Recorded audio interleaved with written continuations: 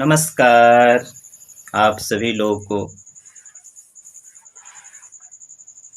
हमें आप सभी लोग से आशा और विश्वास है कि आप योग में बहुत रुचि रखते हैं और इस विषय को आप सभी लोग समझते भी हैं कि हमारा जीवन के लिए योगा होना एक अति आवश्यक है।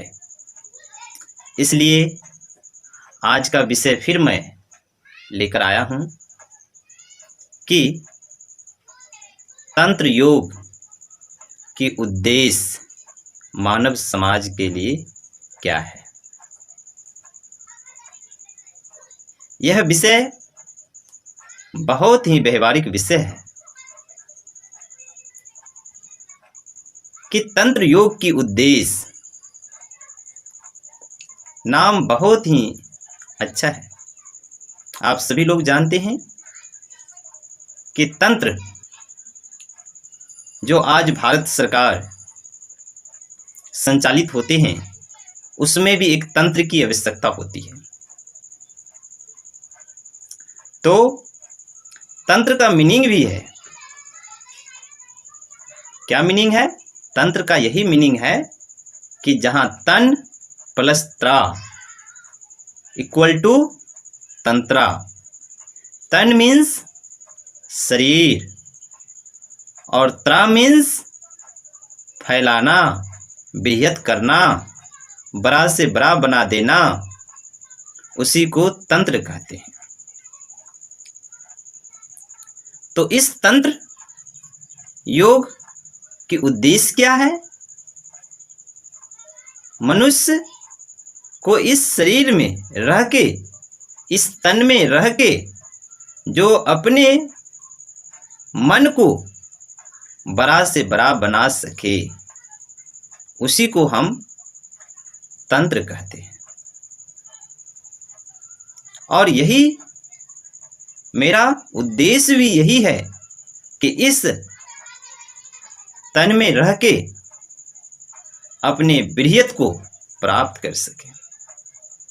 बृहत को प्राप्त करना यह हमारा स्वभाव है, यह मेरा कर्तव्य है। इसीलिए इस तन में, मन में और आत्मा में तीनों को जब हम जोड़ते हैं, एक करते हैं, तो हम इस तन में रहते हुए हम मुक्त हो जाते हैं, मुक्ति का मार्ग अपना लेते हैं और हम मुक्त पुरुष कहलाते हैं। यह तंत्र योग की उद्देश्य की व्याख्या है।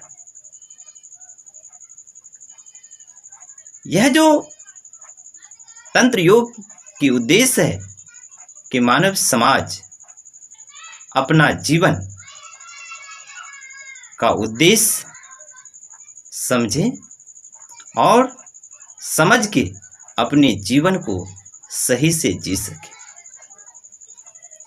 इसलिए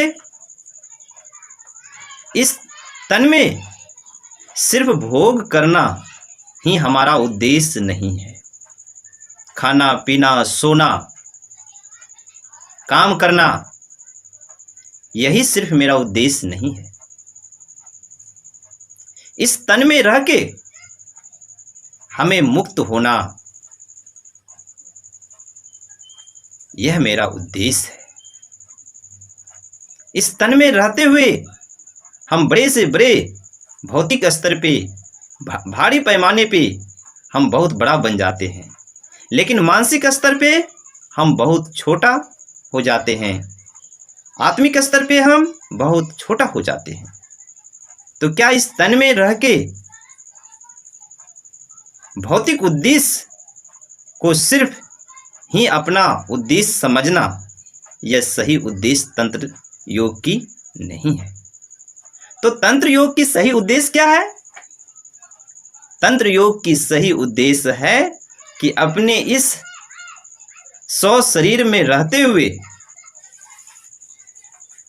अपने मन को और आत्मा को मुक्त करा सके, मुक्त हो सके, किसी के बंधन में बंध ना सके, बंधन से परे हो सके। यही तंत्र योग की अपनी उद्देश्य है। इस उद्देश्य के लिए हमें जानने की आवश्यकता है कि हम मुक्त कैसे होंगे, मुक्ति का मार्ग कैसा होगा, क्योंकि हमारा उद्देश्य यह तीनों को लेकर है। यह तीनों का उद्देश्य, शरीर का उद्देश्य, मन का उद्देश्य और आत्मा का उद्देश्य, तीनों का उद्देश्य एक ही है।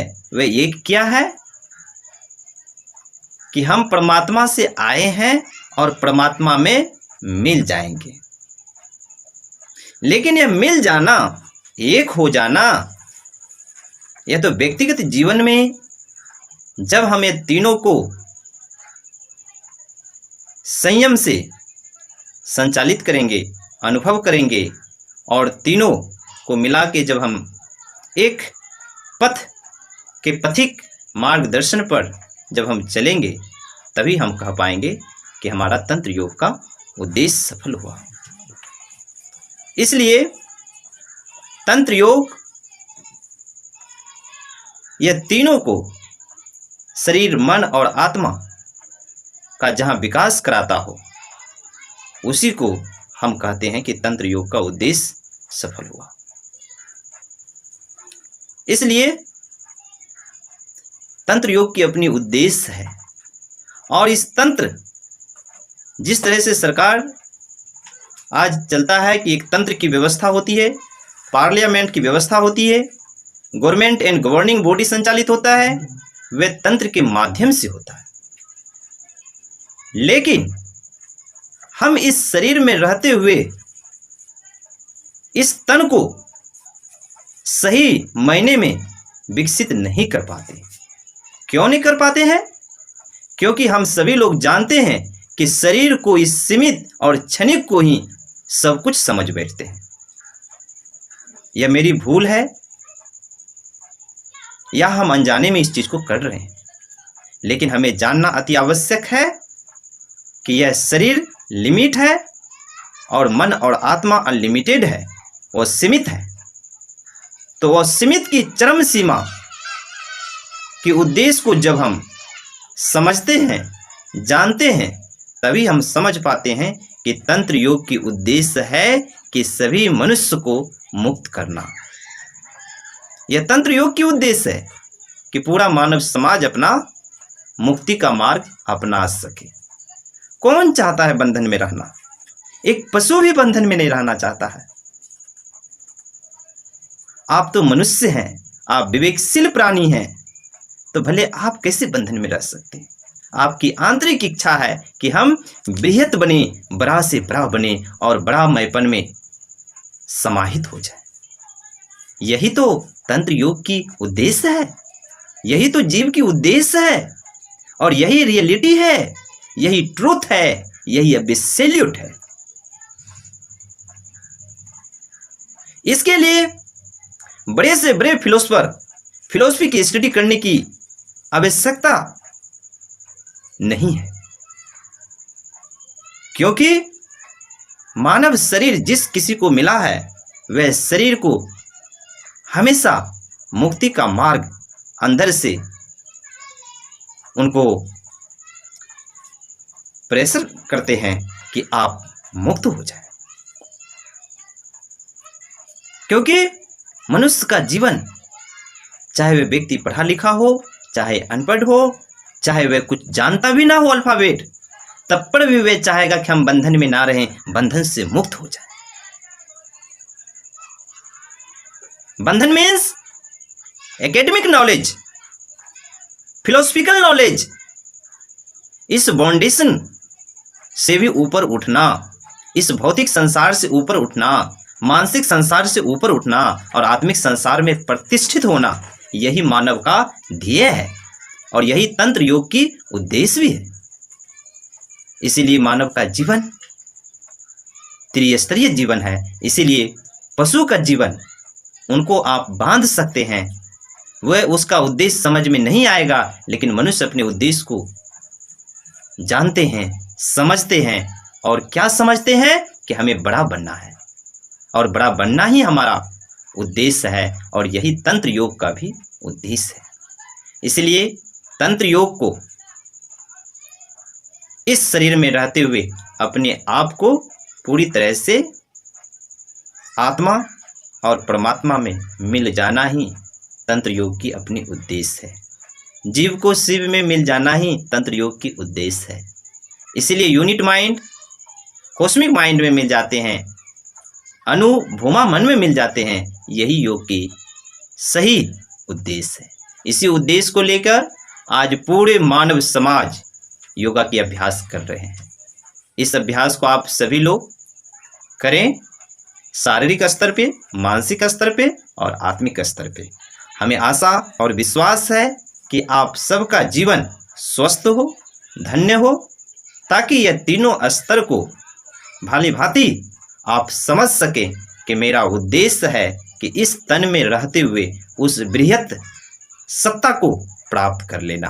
यही आपका उद्देश्य है, पूरे मानव समाज का उद्देश्य है। आप सभी का जीवन स्वस्थ हो, आप सब लोग अच्छे से अपना जीवन जिएं, योगमय जीवन जिएं, यही मेरी शुभकामना है। आप सभी को पुनः मैं नमस्कार करता हूँ।